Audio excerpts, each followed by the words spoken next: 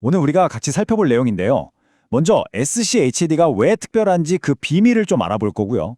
그리고 지난 10년 동안 성과가 어땠는지 숫자로 직접 보여드릴게요. 물론 요즘 왜 이렇게 좀 답답한지 그 이유도 솔직하게 짚어보고 마지막으로 그래서 우린 이걸 어떻게 봐야 하는지 결론까지 딱 정리해드리겠습니다. 좋습니다. 그럼 첫 번째 이야기부터 시작해볼까요? SCHD, 플레임은 슈왑 미국 배당 주식 ETF인데요.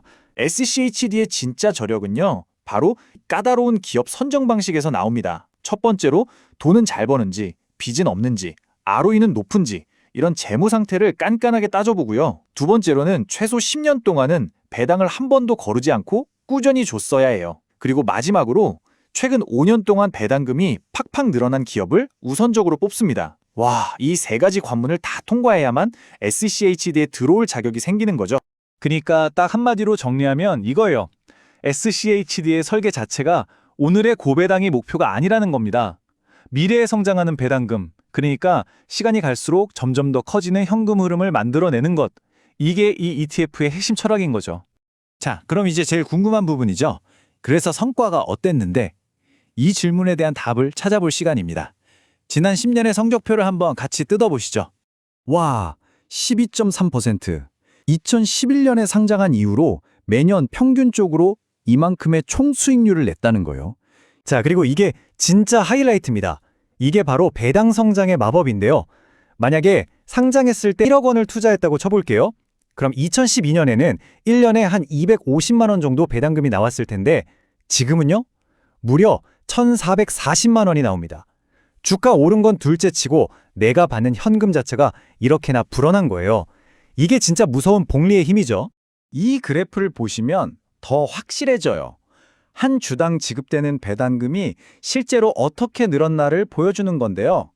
2012년에는 0.27달러였던 게 지금은 거의 1달러 가까이 됐어요. 12년 만에 4배 가까이 뛴 거죠. 이 펀드의 시스템이 제대로 아주 성공적으로 작동하고 있다는 걸 보여주는 가장 확실한 증거라고 할 수 있겠습니다. 매년 좋기만 했던 건 절대 아닙니다. 현실을 봐야죠. 2013년에는 30%가 넘게 오르는 진짜 엄청난 해가 있었지만 또 2022년처럼 시장 전체가 힘들 때는 마이너스를 기록하기도 했어요. 근데 진짜 중요한 건 그거예요. 오를 때 오르는 것도 좋지만 떨어질 때 얼마나 잘 버티느냐, 이게 바로 그 방어력을 보여주는 데이터입니다. 역사상 가장 크게 떨어졌을 때가 바로 2020년 코로나 쇼크 때인데요. 마이너스 33.48%.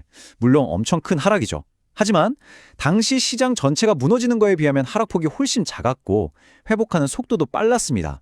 그러니까 폭락을 아예 피할 순 없어도 맞고 나서 빨리 일어나는 힘, 그 맷집이 좋은 ETF라는 거죠.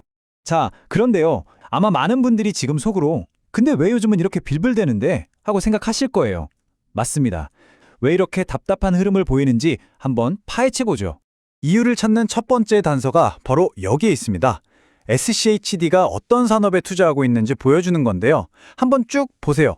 금융, 헬스케어, 산업재. 근데 뭔가 빠진 것 같지 않으세요? 맞습니다.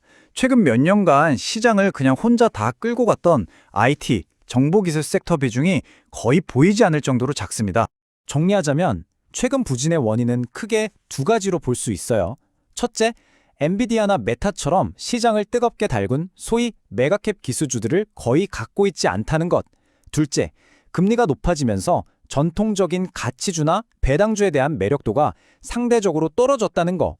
이 두 가지가 딱 맞물린 거죠. 근데 여기서 우리가 꼭 기억해야 할 게 있습니다. 지금 이 상황이 SCHD가 뭔가 잘못돼서 고장나서 그런 게 아니라는 거예요. 이건 버그가 아니라 의도된 특징이라는 거죠. 원래부터 이런 시장에서는 한 발짝 뒤에 있도록 설계된 펀드라는 겁니다. 오히려 자기 원칙을 아주 잘 지키고 있는 셈이죠. 그래서 이 SCHD라는 ETF가 도대체 누구를 위한 것이고 우리에게 어떤 의미가 있는지 최종적으로 정리를 해봐야겠죠. SCHD를 한눈에 볼 수 있게 장단점을 딱 정리해봤습니다. 보세요. 배당이 꾸준히 성장한다는 거, 그리고 장기 수익률이 강력하다는 건 정말 큰 장점이죠. 특히 시장이 안 좋을 때 잘 버텨주고요. 반면에 기술주가 막 날아갈 때는 좀 소외될 수 있고 단타로 접근할 만한 상품은 절대 아니라는 것도 명심해야 합니다. 물론 해외 투자니까 환율 변동도 고려해야 하고요. 오늘 이야기의 결론을 이 한 문장으로 대신할 수 있을 것 같습니다. SCHD는 지금 당장 시장에서 가장 핫한 ETF가 아닙니다. 대신 시간이 내 편이 되어 나를 위해 일하게 만드는 ETF입니다. 이걸 반짝 유행하는 테마주처럼 볼 게 아니라 묵묵히 내 자산을 불려주는 장기적인 성장 엔진으로 이해하는 것. 이게 바로 오늘 우리가 함께 내린 가장 중요한 결론이 아닐까 싶습니다.